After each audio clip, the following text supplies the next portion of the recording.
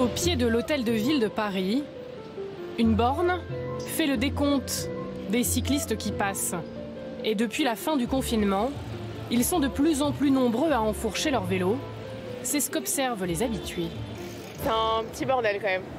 On se rentre un peu tous dedans, mais bon, on fait avec, on reste prudent. Les gens font pas forcément très attention, donc c'est pas des cyclistes de tous les jours, quoi, on va dire. Donc faut redoubler de prudence, quoi. Il y a beaucoup plus de cyclistes qu'avant. Donc je crois que Corona peut-être aide aussi à penser autrement.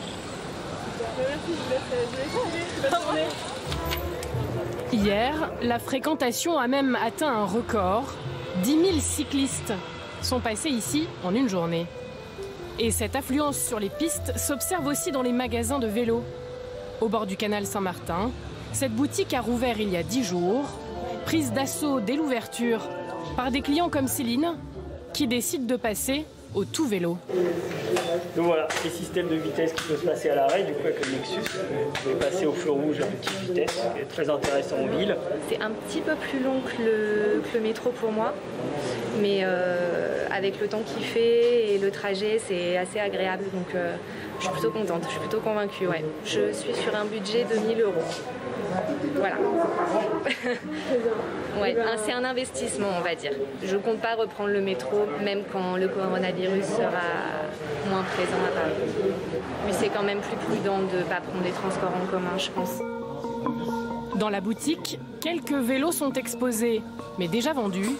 La demande n'a jamais été aussi forte. Les stocks sont mal en point.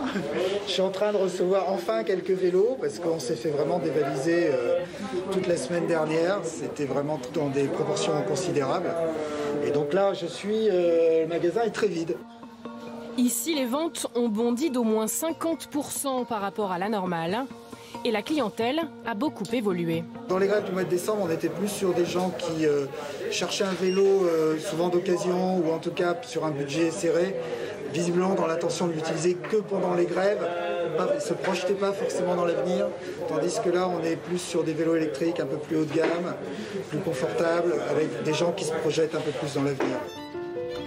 Pour satisfaire et sécuriser ces nouveaux cyclistes, la mairie de Paris a aménagé 50 km de pistes cyclables temporaires et réduit d'autant des voies normalement réservées aux voitures, comme la rue de Rivoli.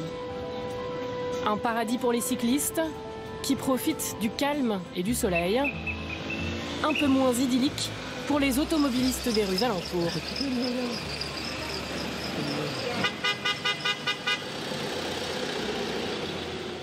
Tous les matins, on est en retard à cause de ça. Oui. Ça embête beaucoup de gens. Ah ouais? Oui.